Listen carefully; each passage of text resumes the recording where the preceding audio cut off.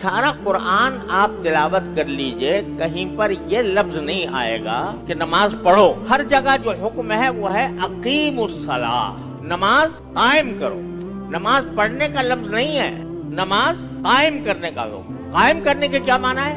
कायम करने के माना यह है कि एक तो जमात से पढ़ी जाए नमाज, तन्हा नहीं बल्कि जमात से, मस्जिद में आकर। ये जमात की नमाज यानी मस्जिद में आकर जमात से नमाज अदा करना मर्दों के लिए ये तकरीबन वाजिब है। सुन्नत मुअक्कदा फुक़ाए किराम फरमाते हैं, जरा हमारे लिए थोड़ी सी नरम अल्फाज इस्तेमाल किए हैं फुक़ाए किराम ने कि सुन्नत मुअक्कदा करीब ब वाजिब है। सुन्नत मुअक्कदा लेकिन वाजिब के करीब करीब, यानी बिला उज़्र जमात की नमाज छोड़ना और घर में पढ़ लेना मर्दों के लिए ये गुनाह है।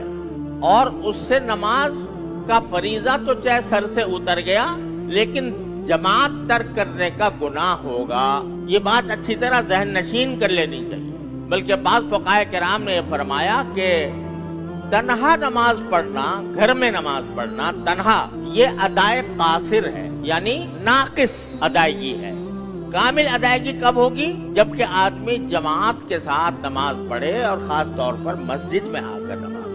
तो नमाज कायम करने का पहला तकाजा ये है कि नमाज बाजमात अदा की जाए।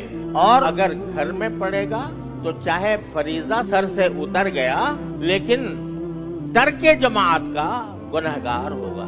और एक हदीस में इतनी सख्त वईद है इसके ऊपर कि रसूल करीम सरवर दो आलम सल्लल्लाहु अलैहि वसल्लम ने इरशाद फरमाया, कसम खाकर फरमाया कि मुझे कभी कभी ये ख्याल होता है कि मैं लकड़ियां जमा करूं आग लगाने के लिए, और फिर मैं हुक्म दूं कि भाई अजान दो, और जब नमाज का वक्त आ जाए, नमाज खड़ी होने लगे, तो किसी इमाम को आगे कर दूं कि तुम नमाज पढ़ाओ। और जब वो नमाज शुरू कर दे इमाम, तो मैं लोगों के घरों में जाकर देखूं कि कौन घर में बैठा है, और जो लोग के जमात की नमाज में नहीं आ रहे और घर में बैठे हैं, उनके घरों को आग लगा दूं। वो जो मैंने लकड़ियां जमा की थी, उन लकड़ियों के जरिए आग लगाऊं और घर जला दूं उन सबके, जो बावजूद आकिल बालिग होने के, मर्द होने के, बगैर किसी उज़्र के घर में बैठे हैं और जमात में नहीं आ रहे, उनके घरों को मैं आग लगा दूं। ये फरमाया सरकार द्वारा। तो नमाज पढ़ लेना काफी नहीं है, नमाज का